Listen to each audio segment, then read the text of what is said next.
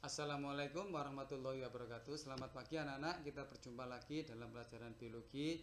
Kali ini kita masih melanjutkan bab 7, yaitu tentang sistem pernapasan. Sebelum kita melanjutkan pelajaran, marilah kita berdoa menurut agama dan kepercayaan masing-masing. Berdoa mulai. Terima kasih anak-anak. Kita lanjutkan, yaitu bagian E, volume dan kapasitas paru-paru. Volume tidar yang disingkat VT. Nah, di sini silakan dibaca besarnya atau volumenya, jumlahnya 500 mm atau 500 cc. Selanjutnya, volume cadangan inspirasi atau volume udara komplementer. Silakan dibaca penjelasannya, besarnya 1500. Berikutnya lagi volume cadangan ekspirasi atau volume udara suplementer. Di sini besarnya 1500 ml. Selanjutnya ada volume residu atau disingkat VR. Silakan dibaca penjelasannya, besarnya 1000 ml. Selanjutnya kapasitas residu fungsional.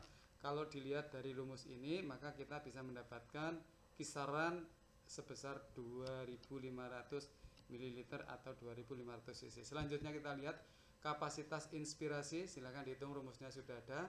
Selanjutnya kapasitas vital, silakan dilihat dan dihitung, itu rumusnya, Nana. Kapasitas total paru-paru, itu rumusnya.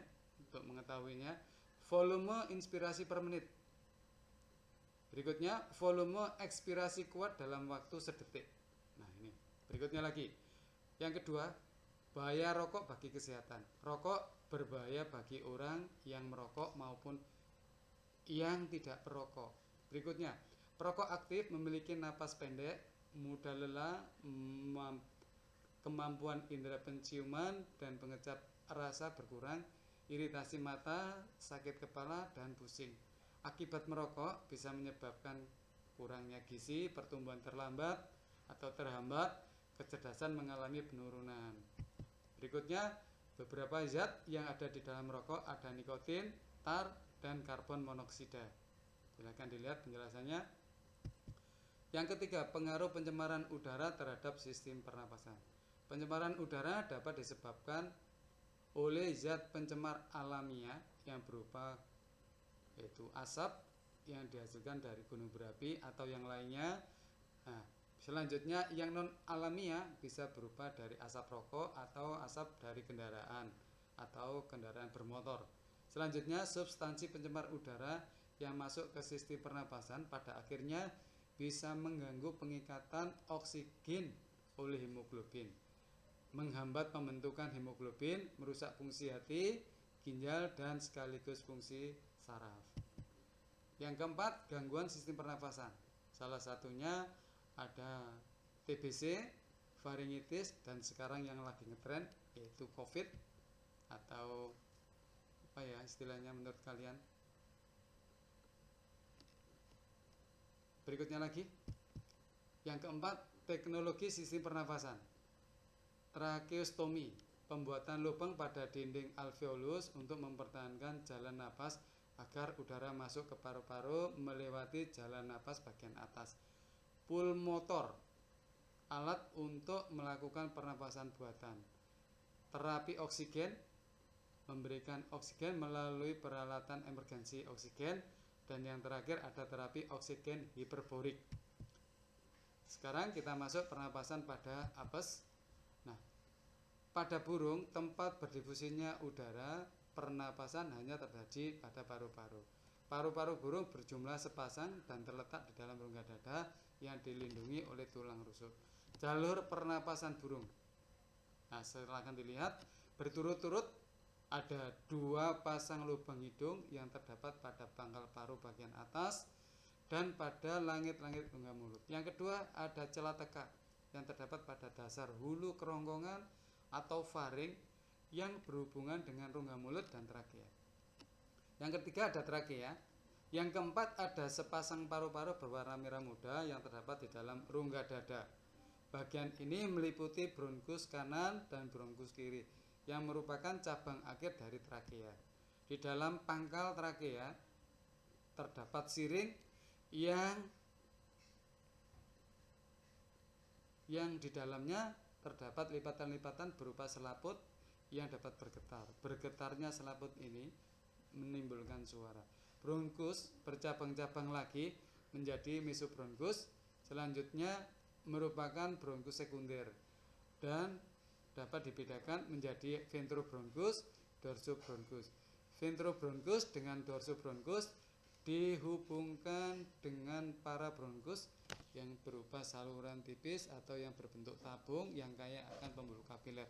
Nah, disinilah anak-anak terjadinya proses difusi. Berikutnya lagi, selain paru-paru, burung memiliki 8-9 bundi-bundi hawa atau kantong udara, atau nama lainnya adalah sakus pneumatikus yang menyebar mulai dari perut, leher sampai sayap. Silakan dibaca di mana letaknya. Nah, fungsi kantong udara ada 4, ya, silakan dibaca. Salah satunya yaitu mengatur berat jenis atau meringankan tubuh pada saat burung terbang. Selanjutnya mekanisme pernapasan pada burung. Mekanisme pernapasan pada burung dibedakan menjadi 2, yaitu pernapasan pada saat burung istirahat dan pernapasan pada saat burung terbang. Pada saat burung istirahat, fase yang pertama yaitu inspirasi atau tahap inspirasi. Tulang rusuk bergerak ke depan, rongga dada membesar, paru-paru membesar sehingga udara mengalir lewat trakea, bronkus ke kantong udara belakang.